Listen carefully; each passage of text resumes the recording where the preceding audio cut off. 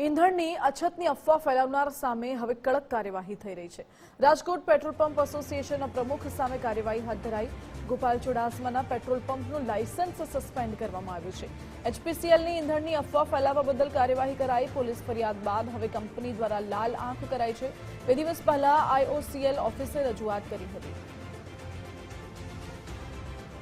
महत्वपूर्ण है कि राजकोट थी ए अफवा उड़ी हती कि पेट्रोल डीजल की अछत है और अत्यारे पेट्रोल पंप बंद करवो पड़े छे। आवतीकालथी पेट्रोल डीजल नहीं मळे एवी मात्र अफवा फैलाई हती और अफवाना कारणे राज्यभर में परिस्थिति एवी विकट बनी कि पेट्रोल पंप पर पोलीसनो बंदोबस्त गोठवવો પડે એટલી બધી ભીડ ઉમટી પડી હતી। પરિસ્થિતિ વિકટ બનતા જ સરકાર એક્શન મોડમાં આવી અને સરકારે પણ અપીલ કરવી પડી કે આવી કોઈ રિયલ સિચ્યુએશન ઊભી થઈ નથી, પરંતુ હવે રાજકોટમાં જ્યાંથી અફવા ઉડી હતી ત્યાં કાર્યવાહી કરાઈ છે। ગોપાલ ચુડાસમા સામે કાર્યવાહી કરાઈ, તેનું પેટ્રોલ પંપનું લાયસન્સ સસ્પેન્ડ કરાયું। વધુ વિગતો સાથે સંવાદદાતા રહીમ જોડાઈ ગયા છે। રહીમ, જ્યાંથી ચિંગારી સળગી હતી રાજકોટથી પેટ્રોલ ડીઝલની અછત મુદ્દે ત્યાં હવે કડક કાર્યવાહી કરવામાં આવી રહી છે, શું વિગતો?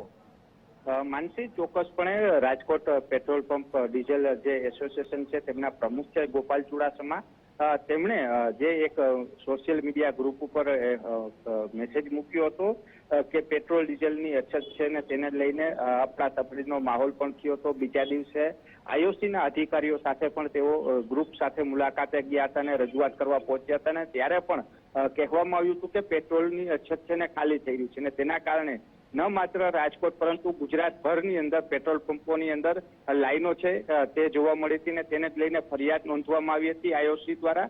તો વધુ એક પગલું છે તે લેવામાં આવ્યું છે। એચપીસીએલ નો જે પંપ છે તેમના અધિકારીઓ દ્વારા હવે તેમનું જે પેટ્રોલ પંપનું લાયસન્સ છે તે રદ કરવામાં આવ્યું છે।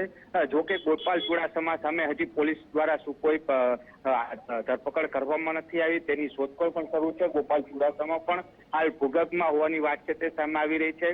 તેની વચ્ચે વધુ એક કાર્યવાહી છે તે ગોપાલ ચુડાસમા સામે કરવામાં આવી છે, કારણ કે તેના એક નિવેદનના કારણે ગુજરાત આખાના પેટ્રોલ પંપોમાં લાઈનો લાગી હતી ને અફરાતફરીનો માહોલ છે તે સર્જાણો હતો ને તેના લઈ એક બાદ એક કાર્યવાહી છે તે તેની સામે કરવામાં આવી રહી છે। માનસી જી રહીમ, આભાર આપનો।